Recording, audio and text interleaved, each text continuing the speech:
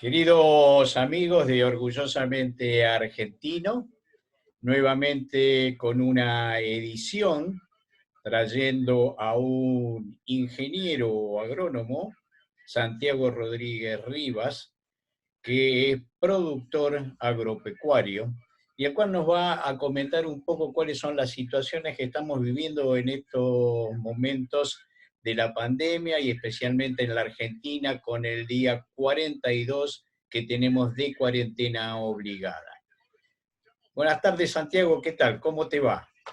¿Qué tal? ¿Cómo está José María? Bien, todo bien. Santiago, evidentemente los sectores que están de alguna manera produciendo y que siguen trabajando son los referenciados al tema alimenticio. Y bueno, estás vos en uno de los sectores alimenticios más importantes, que es la del agro. ¿Qué nos podés comentar con respecto a cómo están las cosechas, cómo están la venta de granos, si se está vendiendo del mercado interno y si se está exportando? Están pidiendo del interior que, no, que tengamos cereales para enviar. Mira, el momento es un momento, la coincidencia del momento de la pandemia con la actividad del agro es bastante, digamos, cae justo en un momento muy crítico para el agro porque es el momento de la cosecha gruesa, que es donde el campo mueve la mayor parte de su volumen físico. La cosecha de soja se estima este año en 50 millones de toneladas, la cosecha de maíz en un valor similar, y eso es lo que se está levantando ahora. Y eso significa un movimiento logístico muy importante y nos agarra, y además es como pasa con las cuestiones biológicas, no espera, no es que nosotros no podemos elegir el momento en el que queremos cosechar, sino que tenemos que levantar la cosecha ahora. Y creo que el gobierno estuvo bien en identificar al sector agropecuario como uno de los sectores que no podía suspender o postergar su actividad por dos motivos. Por el motivo que decíamos recién, nuestra actividad está atada al ritmo biológico de las plantas y del ciclo de la naturaleza. Y por otro lado, porque eh, digamos, si yo hoy no cargo hacienda para faena, si hoy no cargo leche en un camión, si no cargo trigo a un molino, dentro de 10 días te está faltando pan en la panadería, carne en las carnicerías y leche en las góndolas. Y esta situación de aislamiento, si le sumamos escasez de alimentos o esa psicosis que se puede armar en torno a la escasez de alimentos, sería dramática. Entonces me parece que fue una buena medida y el campo nunca paró, desde el primer día tuvo libertad para actuar y era llamativo, vos recorrías, yo estoy viajando, yo viajo todas las semanas, recorro toda la provincia de Buenos Aires y era impresionante ver las rutas vacías, prácticamente sin autos, y lo único que veía circular por las rutas eran camiones, camionetas y todos los lotes con cosechadoras trabajando y cosechando y cargando camión. Y esa era la única actividad que veías en kilómetros y kilómetros. Claro, que respecto a eso que estás comentando, ¿cómo está el tema de los fletes? ¿Es fácil conseguir camiones para transportar o se les dificulta? El flujo logístico no es totalmente fluido, digamos, tenemos algunas dificultades, pero en general se ha operado muy bien. En los puertos en general se está trabajando con horarios restringidos y no se está trabajando con sobreturnos, y hay algunas restricciones y trabajos a reglamento, más que nada para cuidarse y para cuidar al personal. También se restringe la cantidad de cupos que se dan por día. Cuando yo cargo un camión de grano y va a puerto, ese camión va con un cupo preasignado. Esos cupos se asignan con anterioridad y los cupos que se dan para todos los días es menor que los de otras campañas para evitar congestionamiento de camiones en el puerto. O sea, se ha readaptado toda la operación para evitar situaciones de riesgo, porque la realidad es que todos los que estamos en la ruta y estamos cosechando y cargando camiones, y los camioneros y los recibidores y la gente que está en el puerto, de alguna manera se está exponiendo, porque mientras la mayoría de la gente se queda en su casa cuidándose, nosotros tenemos la oportunidad de seguir trabajando, pero por otro lado eso también te expone a la enfermedad. Y han habido algunos casos en algunas terminales portuarias, y entonces se han tomado en todas las situaciones protocolos para el cuidado de todos los que estamos trabajando, del personal, de los transportes, de la logística, de los cosecheros, de los contratistas, de todos. O sea, hemos alterado la operación, hemos perdido quizás algo de fluidez, pero se está trabajando con bastante normalidad. Pero claro, se mantiene con bastante recaudo y mucho cuidado, ¿no? Sí, la Evidentemente realidad es que ellos, toda la tarea del agro en gente está totalmente mecanizada, no hay una relación directa entre personas. Tanto la cosecha como el transporte, como la descarga, todo es totalmente mecanizado a través de monotolvas, eh, eh, ¿cómo se llama? Las descargas son totalmente automáticas, prácticamente no hay contacto humano en ninguna de las etapas. correcto. De esa manera está mucho más asegurado el producto. ¿Y se sigue manteniendo la cantidad de tonelajes que se venden tanto en el mercado interno como en el mercado externo, o ha disminuido o va creciendo? Separando los mercados, en granos, si vos mirás las cotizaciones internacionales de los granos, particularmente soja, trigo y maíz, vas a ver que los granos en general encontraron sus pisos antes que otros activos y otros commodities. Eso quiere decir que la realidad es que la gente tiene que seguir comiendo, o sea que más allá de Claro, la crisis, y más allá de obviamente que hay un nivel de actividad que se pierde y hay una baja en el consumo, digamos, seguimos siendo 7.500 millones de personas en el planeta, todos los días tenemos que poner comida en el plato de esas 7.500 personas, y los precios son el reflejo de esa tensión, y los precios han encontrado un piso antes que otros commodities.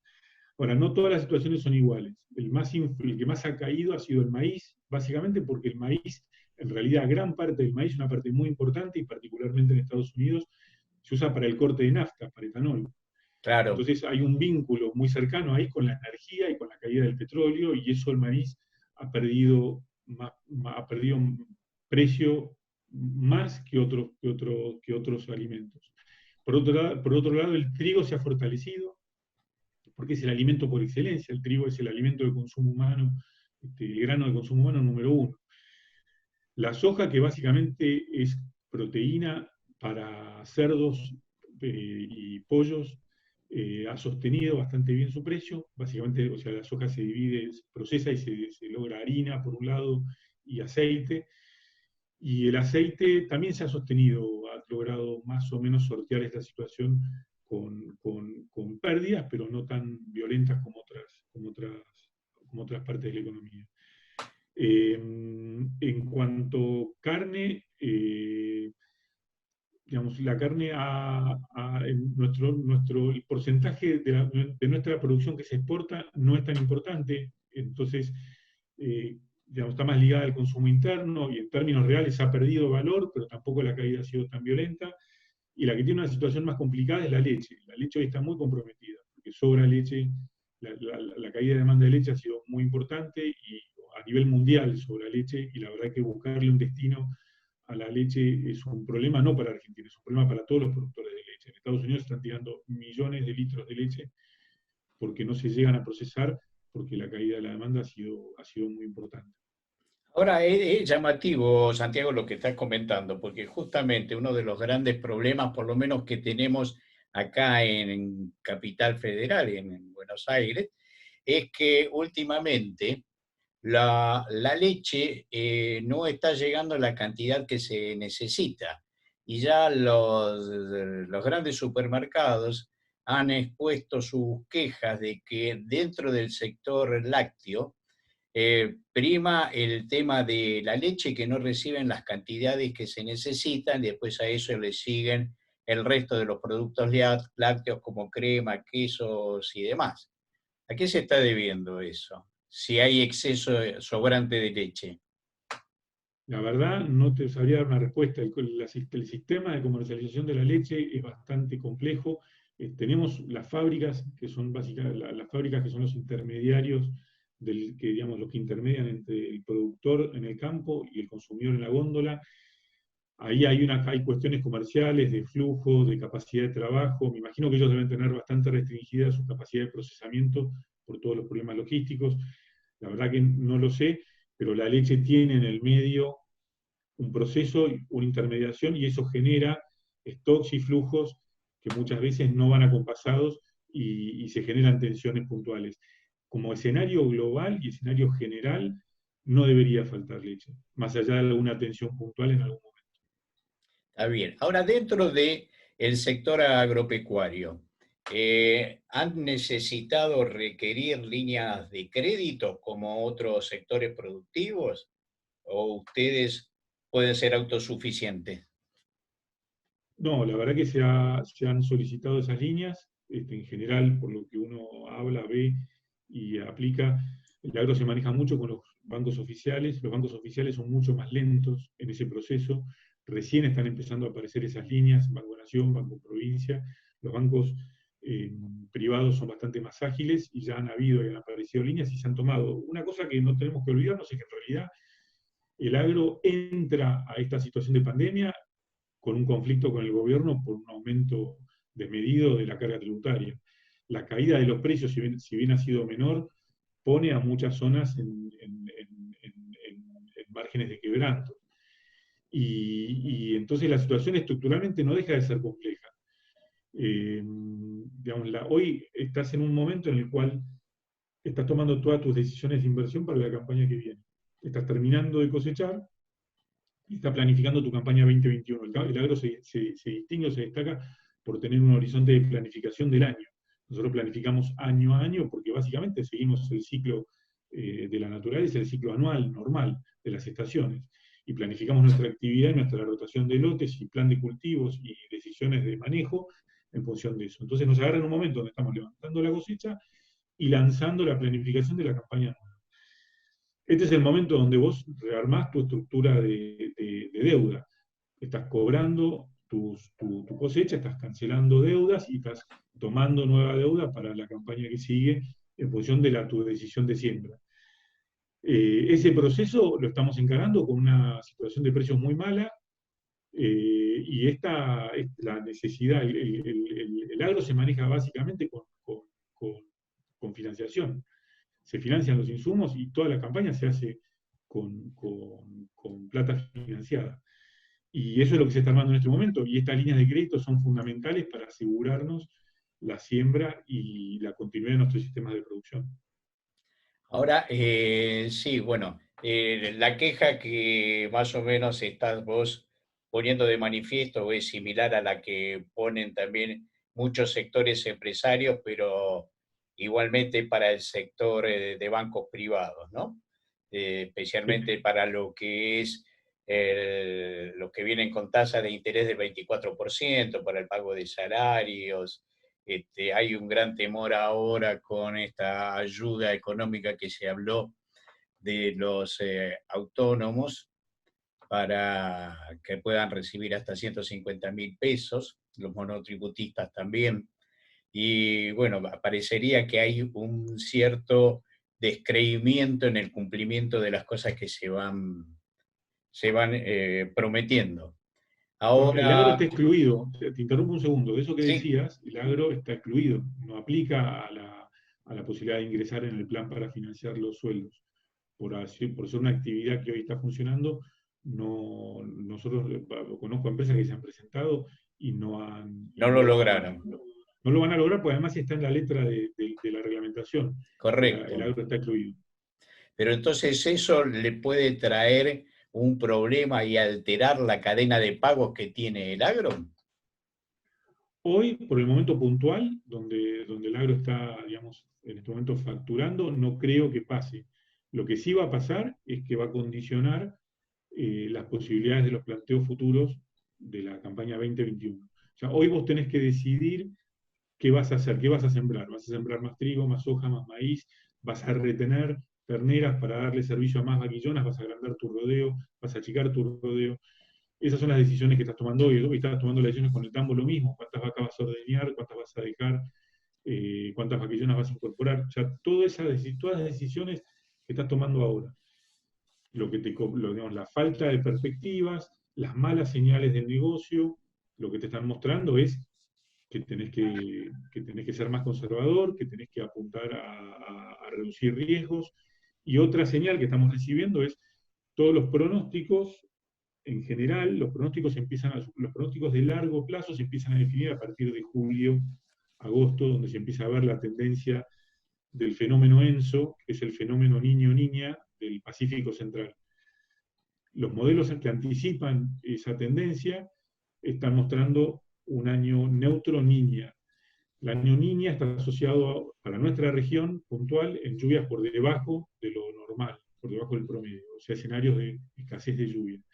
Y eso es otro insumo que estamos tomando en nuestra decisión. O sea, estamos enfrentando un año con muy malas señales y la lógica para el productor sería ser prudente y buscar más que nada no maximizar ingresos y márgenes, sino reducir riesgos.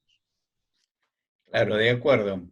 Pero vos estuviste haciendo un comentario que da mucho que pensar. Evidentemente ustedes ya tienen que estar planificando para la campaña 2021. De acuerdo a los parámetros con que se están manejando ahora, esto va a traer aparejado de hacer una mayor selección de cuáles son los cereales que van a convenir realmente producir para el año 2021 y además hacer una elección de terreno, porque no van a correr los riesgos de estar plantando en terrenos donde por allí no son lo suficientemente productivos, porque van a estar trabajando prácticamente con la moneda, entre que gano y pierdo.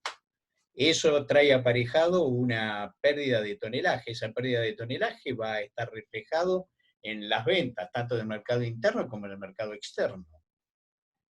Sí, coincido, es así. Esa es la ecuación y las señales son complejas hoy para resolver, porque imagínate que hoy tengo que definir lo que voy a hacer, hoy tengo que definir mi esquema, mi proyección de margen bruto y rentabilidad para un cultivo que voy a cosechar en mayo del 2021. ¿En qué escenario voy a cosechar en mayo del 2021? ¿Qué No escenario de tenés precio, de idea. tipo de cambio? Entonces, creo que tiene que primar, y en general los productores están primando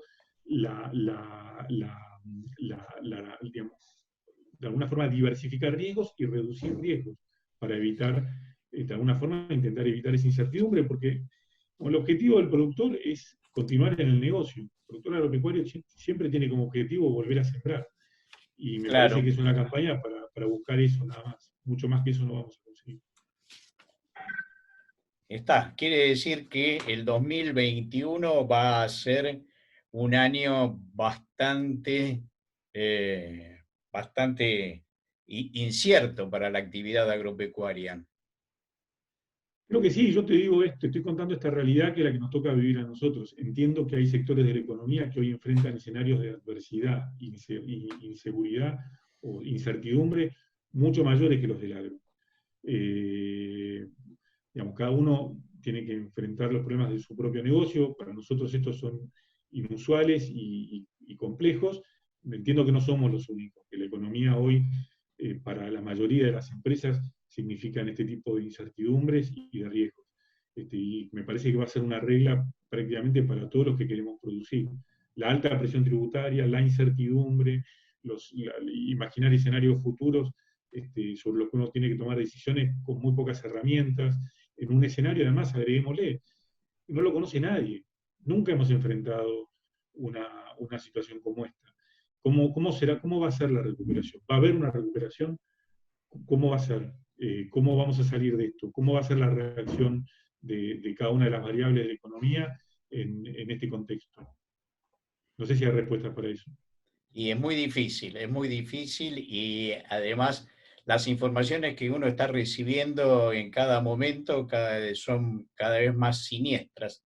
Estaba escuchando un informe de la Organización Internacional del Trabajo que ellos estaban planificando que al término de la pandemia 235 millones de empresas en el planeta pueden haber quebrado y haber perdido su fuente de trabajo 1.500 millones de personas.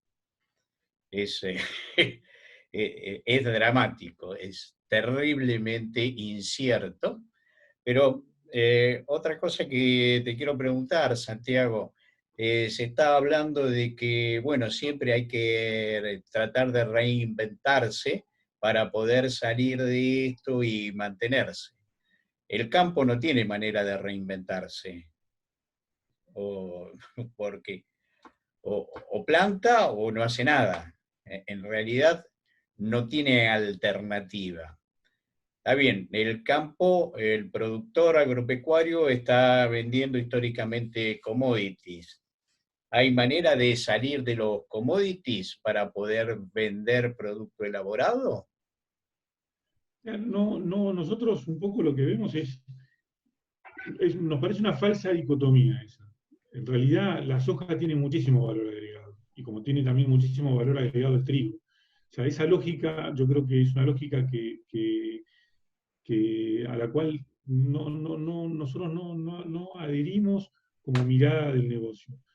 Eh, detrás digamos, detrás del trigo y la soja y el maíz, hay muchísima investigación y desarrollo en genética, en maquinaria, en eficiencia, en producción. Estamos permanentemente buscando la forma de reinventarnos a través de lo que hacemos. Todos los años incorporamos tecnologías nuevas, probamos cosas nuevas, incorporamos genética nueva. Eh, Me parece que hay que tener una mirada diferente de lo que significa valor agregado. Nosotros tenemos en Argentina condiciones naturales que nos permiten producir alimentos a costos que nadie puede producir en el mundo. Eso es lo que permite el éxito que ha tenido el productor agropecuario en Argentina y que ha salido fuera de Argentina a conquistar otros mercados y producir en otros lugares. Hoy tenemos productores argentinos trabajando en toda América, en Estados Unidos, en África, en Asia.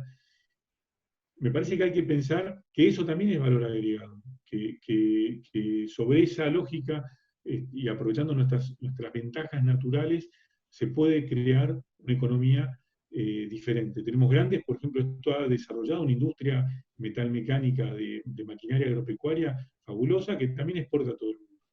Y me parece que habría que apoyarse sobre esas ventajas y oportunidades naturales que tenemos y que hemos sabido de alguna forma darle valor, apalancarnos en eso y crecer y potenciar eso que sabemos hacer bien y para lo cual estamos bien preparados. Claro, está bien, coincido totalmente contigo en tus apreciaciones, pero ustedes han podido sentarse con las autoridades para ver cuando se salga de todo esto bajo qué nuevas normas se puede trabajar, los cambios que hay que producir, a lo que vos estás hablando de eh, exportar servicio, porque de alguna manera, como vos decís, hay muchas empresas que han logrado posicionarse en el exterior exportando servicios, sobre todo con productos de inteligencia artificial, que no sería el caso para la parte agropecuaria. Pero sí tendría que haber una tarea un poco más influenciable en lo que es en Cancillería para que los agregados comerciales traten de pelear en los países donde están representando a la Argentina, que la Argentina ya necesita exportar producto elaborado. Pero si eso no hay un apoyo del Estado es imposible, porque siempre el extranjero va a buscar el commodity. No necesariamente, José María, hay un montón de ejemplos. Por ejemplo, Estados Unidos es un gran exportador de maíz, es el principal exportador de maíz del mundo. A veces hay que exportar maíz. También Estados Unidos es un gran exportador de soja. A veces hay que exportar soja, poroto, porque es lo que pide el mundo. Uno no puede cambiar las condiciones naturales y determinadas pautas del comercio. Por ejemplo, Argentina en soja, hay una mirada que generalmente está confundida. Argentina produce 50 millones de toneladas de soja, hablemos de números redondos. De esos 50 millones de toneladas, solo 10 se exportan como poroto. Los otros 40 se procesan y se exportan como harina, como aceite y como biodiesel. Ahora, China no compra aceite, harina y biodiesel. China compra poroto. Entonces, nuestro principal destino para la soja no es China, son otros destinos porque China quiere comprar poroto, porque China desarrolló su industria de molienda en los puertos donde recibe la soja. Ahora, esas configuraciones, esas decisiones, son decisiones de largo plazo que toman tiempo, pero no está mal exportar maíz. Tampoco está mal exportar pollos y exportar leche, pero no está mal exportar maíz. No hay que pensarlo en esos términos. De hecho, las grandes potencias de alimentos hacen las dos cosas. Estados Unidos es un gran exportador de maíz, soja y trigo. También exporta productos elaborados, pero no hay una competencia, no hay una situación digamos, de competencia o de es una competencia que es una mirada sobre el comercio que no es coherente. O sea, no hay nada malo en exportar trigo. Nadie exporta harina, nadie exporta fideos. Por supuesto que sería mejor exportar fideos, pero ese mercado no existe porque no hay un comprador de fideos. La gente sí quiere comprar trigo, y fíjate lo que ha pasado con el trigo en los últimos 5 años. Argentina, con el kirchnerismo, producía en la época de Cristina, Argentina fue destruyendo su producción de trigo por situaciones de mercado, que no tiene sentido ahora, errores en el sistema de cómo estaba armado el negocio y cómo estaba armada la estructura del negocio, ¿no? Entonces fuimos perdiendo producción. Llegamos a producir 9 millones de toneladas de trigo.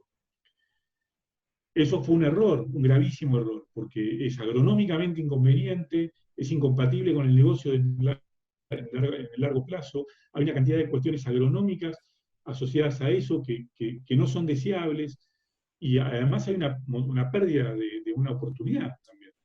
Entonces, a partir del cambio de gobierno y con un cambio de reglas de juego, el productor reacciona rápidamente y empieza a aumentar el área de trigo, empieza a aumentar la producción. Duplica en 3 años la producción de trigo, pasa de 9 millones a 20 millones. Eso permite la apertura de nuevos mercados. Hoy estamos exportando trigo a todo el sudeste asiático, al norte de África, además de Brasil, que es nuestro destino natural, y otros lugares. No nos compran harina, nos compran trigo. No tiene nada de malo exportar trigo, está perfecto que exportemos trigo. Ha dado una solución enorme y ha mejorado todo nuestro perfil agronómico. Ojalá que podamos seguir haciéndolo. Otra vez estamos en conflicto con el trigo. Estamos tomando nuestra decisión de siembra de trigo. Es mucho mejor producir 20 millones de toneladas de trigo que 10. Ojalá se mantengan esas políticas. Sí, pero esa es una política que depende del Estado o el productor puede elegirlo. Depende en gran medida del marco, del marco normativo que define el Estado. Si el Estado deja libremente las decisiones, que las decisiones se toman con ciertas libertades y que sea el productor el que asigna los recursos, que es el más eficiente en asignarlos, ahora si nos ponen una retención del trigo como teníamos antes, altísima, y sobre eso se presiona a las exportadoras para que hagan un mayor descuento, y finalmente pasaba que el trigo tenía un descuento del 50% del precio. Entonces la producción se cae a la mitad. Claro. Ahora, si esperamos si esperamos un marco impositivo diferente, con una presión fiscal diferente y como se logró en los últimos años, transparentando las reglas, el sistema de formación de precios y las tensiones de oferta y demanda, naturalmente se llegan a estos equilibrios que son mucho más positivos. Correcto. Quiere decir que de alguna manera, mirando hacia el futuro, y hacia el futuro inmediato, el sector productivo agropecuario considera de que tiene una mayor facilidad ahora para hablar con el Estado, para buscar condiciones que sean aptas para los dos, tanto para el Estado como para el productor. Mira, a mí me toca participar, yo participo en la rural de General Villegas, y a través de la rural está adherida a Carvap, y a mí me toca ir a Carvap y hablar, estar en algunas de las reuniones de Carvap donde se tratan algunos de estos temas. Por otro lado, también soy miembro de CREA, y lo que vemos es una relación de afinidad y de sintonía muchísimo mayor con los 4 años de Cambiemos. Había en la dirigencia y en el Ministerio de Agricultura gente afín a la producción y con una mirada realista, y gente idónea, que realmente conocía sobre los temas. Eh, Podemos discutir mucho si algunas de las políticas que aplicaron fueron mejores o peores, digamos, tendremos muchas opiniones, porque el campo no es una situación homogénea. En el campo conviven diferentes regiones geográficas, diferentes producciones y diferentes escalas, con lo cual hablar del campo es como hablar de un universo muy, muy, muy dispar. Pero hubo una política que incentivó algunos negocios, algunas actividades, y liberó ciertas tensiones de oferta. Hoy, la persona que está a cargo del ministerio es una persona que también conoce, es una persona formada y que entiende la realidad agropecuaria, y se han iniciado charlas desde el principio. eh, no han sido muy prósperas ni muy fructíferas, no han sido conflictivas tampoco, y no ha habido, y ha habido diálogo.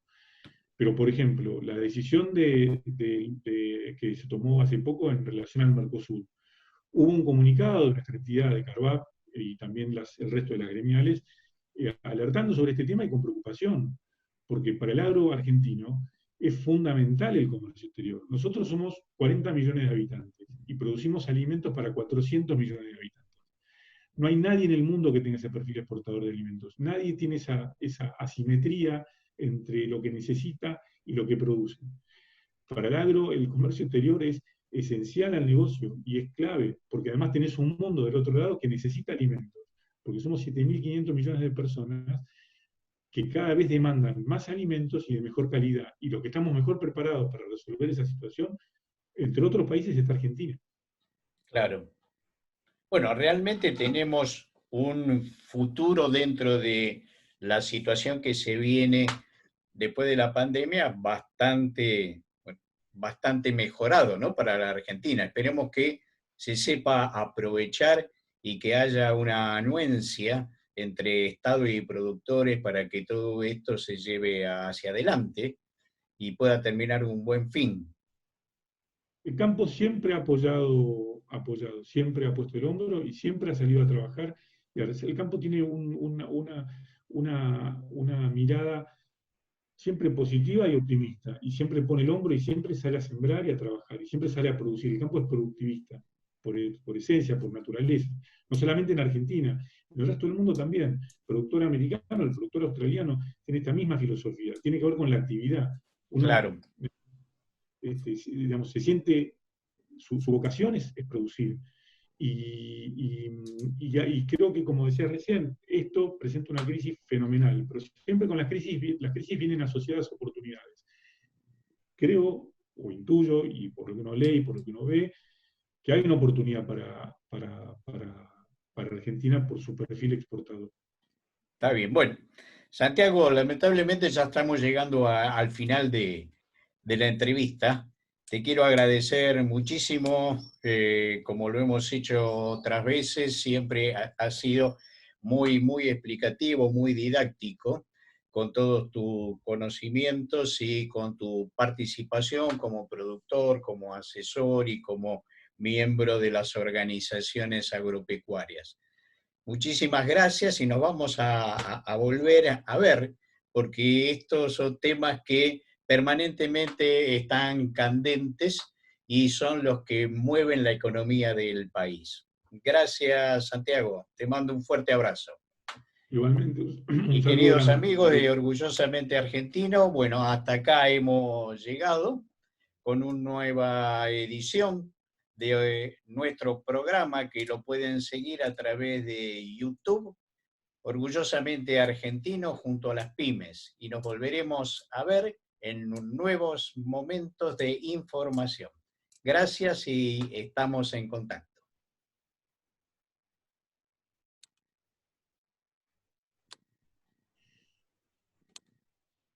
Bueno, nos vemos. Hasta luego, Santiago. Un abrazo grande. Otro.